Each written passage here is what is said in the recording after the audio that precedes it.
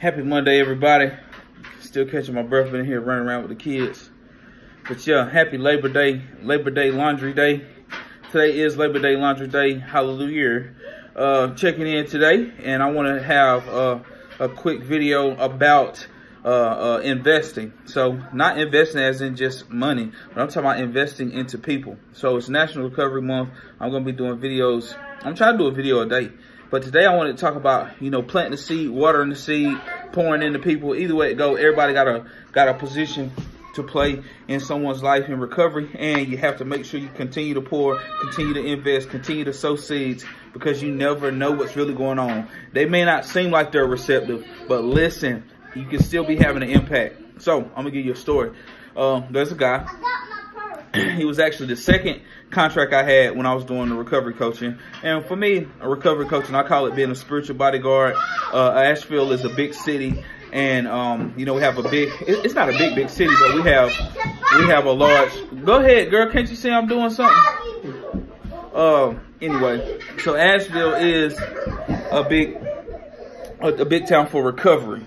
And so with us having a large recovery community, sometimes, people that send their loved ones here for temporary stay to get a solid foundation made, sometimes it can be very helpful for them, to be able to get like a recovery coach, a life coach, things of that nature, a person that can be kind of like your tour guide to the city, but not just a tour guide for the beautiful scenery, but a tour guide within the resources, tour guide within the numerous pathways to recovery, just a person that can be there to kind of hold your hand through the process. So anyway, the first contract that I had, I remember sitting down with the family, and the son was at Starbucks, and I can remember saying to him, I was like, my ultimate goal is to rent space in your head for a long time, and I looked at him dead in the eyes and I said it just like this: my ultimate goal is to rent space in your head for a long time. And I remember when I said it, how his parents had looked at me. Wasn't like in shock, but they were like, "Oh, this is really serious." So when they looked at me, I started breaking it down about how, the wisdom that I have in my head now that I sharpen people with, it came from people that came before me, from my mentors, my sponsor, and all of that stuff, just remixed inside my head, you feel me, and me distributing it to other people. And, in the Proverbs, it talks about how, having wisdom on your lips is a way to preserve it. Wisdom is preserved by being on your lips. So that means you have to continue to talk about it in order for it to stay fresh and not let it spoil and not let it become, too far away from you, because you got to always be ready to use it.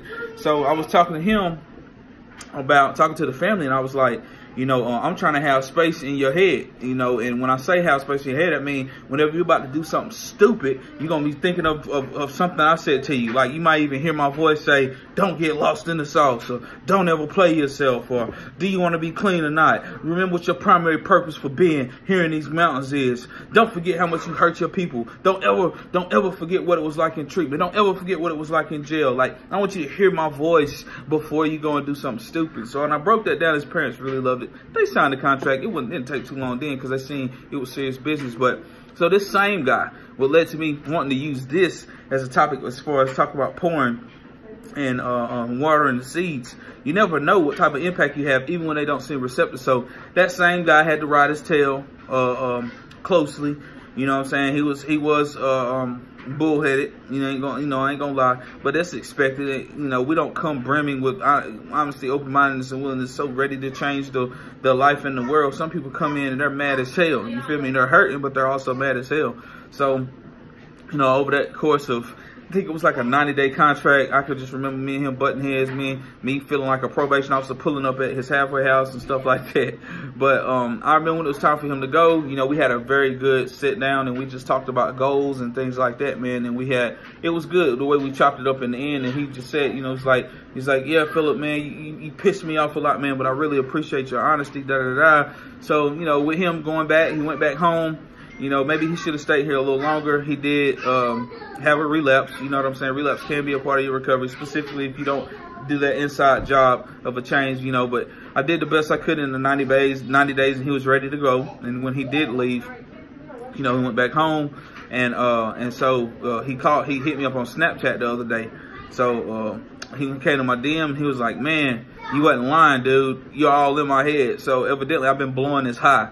So for people who don't know what blowing someone's high is, it means when you spoil the high. Like a person has gotten high and then something kind of ruins the mood, so to say. And we call that blowing a high. Like when I used to get high and somebody was tripping, not tripping, but like getting on my nerves when I was high and I was trying to enjoy it, we would say, damn, man, you blowing my high. People used to say I would blow their high, because when I would get super jacked, that's the terminology I used to use. When I used to get super jacked, I start wigging people out and be like, calm down, Pat, man, come on, chill out, bro, and I would make them leave the hotel room.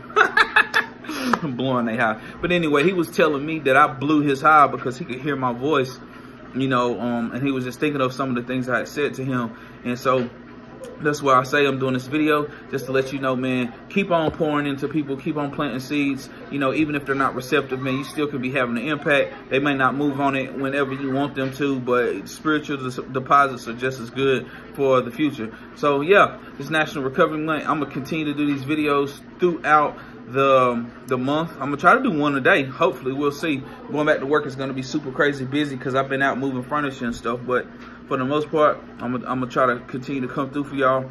Y'all have a blessed Labor Day, and me myself, it's a blessed Labor Day laundry day. You feel me? Principles for personalities, perseverance versus. Why you gonna come take my hat, yo?